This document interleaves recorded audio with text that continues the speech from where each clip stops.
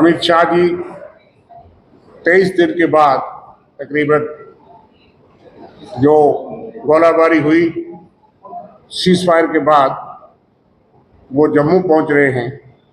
बड़ी दुखद बात है कि जम्मू कश्मीर के बॉर्डर एरिया में इतनी शेलिंग पाकिस्तान ने सिविलियन एरिया में किया, जो सख्त मजम्मत करते हैं हम। और सबसे ज़्यादा तबाही, जान और माल का नुकसान पुंछ जिले में हुआ। कोई केंद्रीय मंत्री, गृह मंत्री, रक्षा मंत्री, कई उनके आदिल मंत्री हैं, इनके राष्ट्रीय अध्यक्ष, बाकी इनका केंद्रीय नेतृत्व से कोई नेता जो है वो पुंछ या बाकी जगहों नहीं पहुंचा। ये बड़ी दुखद बात है। और हमारे नेता लीडर ऑपोजिशन श्री राहुल गांधी जी सबसे पहले वहां पहुंचे। पुंछ यहाँ पे सबसे ज़्यादा दर्दनाक घटनाएं हुई, उनका दुख और दर्द बांटने पहुंचे। उससे पहले हमारी पूरी टीम कांग्रेस पार्टी की, जो ही सीजफायर हुआ और हमें जाने दिया, हमारे अध्यक्ष तारिक मीर करा, उनके हमरा हमारी सारी टीम, रमन बल्ला जी, बेबी और बाकी भी जितने हमारे नेता का, घर घर हम लोगों के पास गए। हम तो उनका दुख दर्द बांट सकते थे। बहुत दर्दनाक घटनाएं हुई। दो बच्चे जो है वो शहीद हो गए और कई लोगों की जान और माल का नुकसान हुआ। मंदिर के पास, गुरुद्वारे के पास, मस्जिद में, वहाँ मदरसा में जो काम करते थे। लेकिन हम उम्मीद करते थे कि सबसे पहले दायित्व और जिम्मेदारी जो है वो सरकार की होती है कि सरकार से कोई ना कोई केंद्रीय मंत्री, गृह मंत्री आते। और यहाँ तक कि प्रधानमंत्री जी ने अपने देश के संबोधन में, नाम संदेश में पुंछ का और बाकी तबाही का जिक्र तक नहीं किया। उसका भी लोगों को वहाँ बहुत बड़ा दुख है। देर आए दुरुस्त आए, लेकिन चंद सवालात हैं और जो बॉर्डर एरिया के लोगों की सफरिंग्स जो हमने देखी और सभी जो उन्होंने मांगे उठाई, जो राहुल गांधी जी को भी उन्होंने बताया वो वहाँ उठाएंगे। लेकिन जो हम यहाँ से जाते हैं वो उनके नज़र में रखेंगे। और बड़ी दुखद बात ये भी है कि नेता विपक्ष पूरे देश के जब आते हैं तो वहाँ की एडमिनिस्ट्रेशन के डीसी और एसएसपी उस ज़िले से बाहर चले जाते हैं। वो वहाँ नहीं थे, उनको किसी बारे से बुला लिया जाता है। लेकिन वो तो लोगों से मिलने आए थे।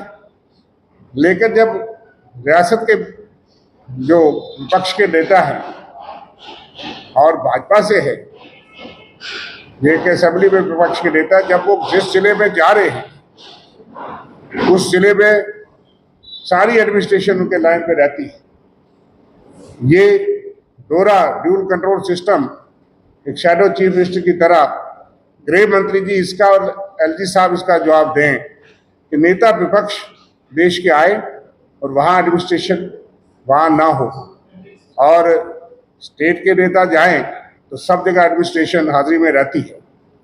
तो इसलिए कुछ सवालात जो है वो 10 तारीख के बाद कांग्रेस पार्टी ने, राहुल गांधी जी ने और खड़गे साहब ने मांग की थी कि स्पेशल जो है वो पार्लियामेंट का सेशन हो, ताकि वहाँ पे ये सवालात और जनता के सवालात पूछे जा सके। ऑल पार्टी मीटिंग को भी चेयर नहीं किया। प्रधानमंत्री जी ने 2 बार वो बिहार चले गए जब देश काफी गंभीर स्थिति में था, लोग उन्हें सुनना चाहते थे, उन्होंने खुद ही चेयर की। अब तो चेयर कर लेते ऑल पार्टी मीटिंग और जवाब दे देते जो सवालात जनता के मन में है। 22 तारीख पहलगाम की जो सबसे बड़ी दर्दनाक आतंकवादी हमला हुआ पाकिस्तान द्वारा, एक ही शब्द में हमारे नेता राहुल गांधी जी ने, हमारे अध्यक्ष खड़गे जी ने और कांग्रेस वर्किंग कमेटी ने ये कह दिया कि हम सेना के साथ, सरकार के साथ, देश के साथ खड़े हैं। इस वक्त कोई सवाल नहीं पूछे, कोई सवाल पूछा नहीं गया जब तक सीजफायर का ऐलान ट्रंप साहब से, अमेरिका से नहीं। लेकिन अब चूंकि युद्ध विराम हो चुका है, सीजफायर हो चुका है, सेना को तो हम सल्यूट करने के लिए हमने जय यात्राएं भी निकाली, जय सभा भी की, अब सबके सामने की, हजारों सैकड़ों और आगे भी चलेगी। सेना के पराक्रम और शौर्य को हम सल्यूट करते हैं सब, और कांग्रेस पार्टी और सारा देश उन पे कोई प्रेशर नहीं उठा सकते। जब जब जो सेना को टास्क दिया गया, उनको टास्क दिया गया, उन्होंने पाकिस्तान के 2 टुकड़े कर दिए आज भी ऑपरेशन सिंदूर का टास्क दिया गया और उन्होंने मुकम्मल किया, उनको हम सल्यूट करते हैं। लेकिन अगर सवाल को उठा रहा है तो भाजपा के नेता उठा रहे, वो चाहे मध्य प्रदेश से विजय शाह हो, जो मंत्री हैं इनकी गवर्नमेंट में, और आज तक सरकार ने या पार्टी ने उनके खिलाफ कोई कार्रवाई नहीं की, जिसने कहा कि जो इतनी शूरवीर हमारी कर्नल सोफिया के ऊपर सवाल उठा सकते हैं, ये बहुत ही निंदनीय है, बहुत ही शर्मनाक है। लेकिन उससे भी शर्मनाक है कि भाजपा के नेतृत्व में और केंद्रीय नेतृत्व में उनके खिलाफ कोई कार्रवाई नहीं हुई, अभी मंत्री बने हुए। हालांकि सुप्रीम कोर्ट ने सख्त टिप्पणियां की, उन्होंने कहा, और FIR कानूनी कार्रवाई भी नहीं होती। उसके बाद डिप्टी चीफ मिनिस्टर बोल पड़ते हैं कि सारी सेना नतमस्तक है मोदी जी के चरणों में। सेना देश की है और सेना किसी की नहीं है। सेना आदेश सुनती है, राष्ट्रपति सुप्रीम कमांडर होते हैं, और जो सरकार देश में हमारी दुश्मन सेना है, लेकिन सेना पे इस तरह की टिप्पणी करना, उसके खिलाफ कार्रवाई कोई नहीं। अब जम्मू कश्मीर के विधायक, उनके स्पोक्समैन, उन्होंने भी सेना पे सवाल खड़े कर दिए। पूरे देश के अंदर सेना को डिमोरलाइज करने का काम भारतीय जनता पार्टी कर रही है और ये सलाह दूसरों पे कर रहे हैं, और इसका जवाब दे और कार्रवाई करे। पहलगाम की जो घटना हुई उसके ऊपर जो उन्होंने कांड किया, हम मांग करते हैं कि गृह मंत्री जी, आज इस देश के गृह मंत्री, क्योंकि यहाँ की सारी कंट्रोल गृह मंत्री के हाथ में है ड्यूटी के बाद, लेकिन यहाँ पे कोई दंगल भी हो इस रियासत के अंदर, ये सेंसिटिव है, मिलिटेंसी और आतंकवाद के बीच में, यहाँ कोई भी, जहाँ जनता इकट्ठी होती है वहाँ फौरी तौर पे पुलिस और सिक्योरिटी के लोग पहुँचते हैं रक्षा सुरक्षा के लिए।